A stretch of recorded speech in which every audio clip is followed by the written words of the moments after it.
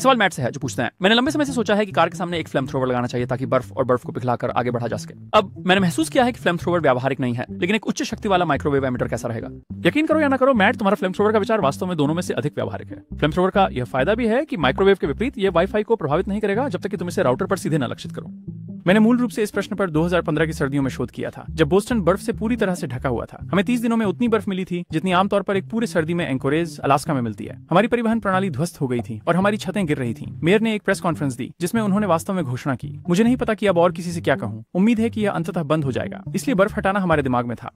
हालांकि बर्फ पिघलाने में मुश्किल होती है। आपका माइक्रोवेव विचार निश्चित रूप से फ्लेम थ्रोवर से अधिक व्यावहारिक लगता है क्योंकि माइक्रोवेव साफ और कुशल होते हैं। आखिरकार हम अपने रसोई में आमतौर पर फ्लेम थ्रोवर का उपयोग नहीं करते।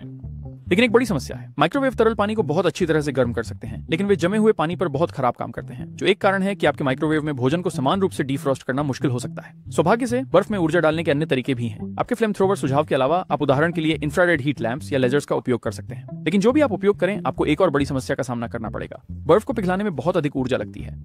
1 ग्राम बर्फ पिघलाने में लगभग 335 जूल ऊर्जा लगती है। इसे दूसरे तरीके से कहें तो एक 60 वॉट का इनकैंडेसेंट बल्ब 1 घंटे में लगभग 1 पाउंड बर्फ पिघला सकता है, या अगर ये 60 वॉट के समतुल्य एलईडी बल्ब है तो ये केवल 6 या 7 घंटे में 1 पाउंड बर्फ पिघला सकता है। किसी भी तरीके से देखें, ये एक मामला है जहां बिजली का बल्ब एक अच्छी सोच का प्रतिनिधित्व नहीं करता।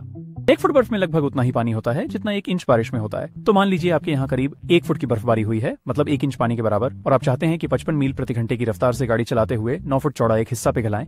यदि आप इन विभिन्न विरोधाभासी इकाइयों को मिलाने से परेशान हैं, तो यह उन खुशगवार भौतिकी स्थितियों में से एक है जिसे मैं पसंद करता हूं, जहां हम बस उन सभी संख्याओं को एक साथ गुणा कर सकते हैं जिसे हम देख रहे हैं एक ऑनलाइन कैलकुलेटर में, जो हमारे लिए इकाइयों को संभालता है, और उत्तर वही माप होता है जो हम चाहते हैं। हमें 574 मेगावाट ऊर्जा की आवश्यकता है। दुर्भाग्यवश यह वह उत्तर नहीं है जो हम चाहते हैं। उदाहरण के लिए एक एयरक्राफ्ट कैरियर पर परमाणु रिएक्टर 200 मेगावाट से कम ऊर्जा पैदा करता है। आपकी कार के सामने बर्फ पिघलाने के लिए आपको उन 3 की आवश्यकता होगी जो अपने समस्याएं पैदा कर सकते हैं। आपके मूल फ्लेम थ्रोवर विचार के बारे में क्या? गैसोलीन की ऊर्जा घनत्व असाधारण रूप से उच्च हो सकती है, लेकिन यह पर्याप्त नहीं है। चाहे आपके फ्लेम थ्रोवर का टैंक कितना भी बड़ा क्यों न हो, आपका ईंधन लगातार खत्म हो जाएगा। अमेरिका में गैस माइलेज अक्सर गैलन गैसोलीन प्रति मील में मापा जाता है। आपके फ्लेम थ्रोवर के ईंधन को गटकने के कारण आपका माइलेज लगभग 17 फीट प्रति गैलन होगा और आप लगभग 5 गैलन प्रति सेकंड की दर से ईंधन का उपयोग करेंगे। आप शायद पिघलने के विचार को पूरी तरह छोड़ देंगे और रेल एजेंसियों से प्रेरणा लेंगे, जो ट्रेन की पटरियों को साफ करने के लिए जेट इंजन द्वारा संचालित स्नो ब्लोवर्स का उपयोग करती हैं। आखिरकार बर्फ को आपके रास्ते से हटाना आसान होता है। तो यह साबित होता है कि मैट फ्लेम थ्रोवर के अव्यावहारिक होने के बारे में सही था। हालांकि अगर आप जेट इंजन स्नो ब्लोवर का ध्यान से उपयोग नहीं करते हैं तो आप एक अलग समस्या में पड़ सकते हैं।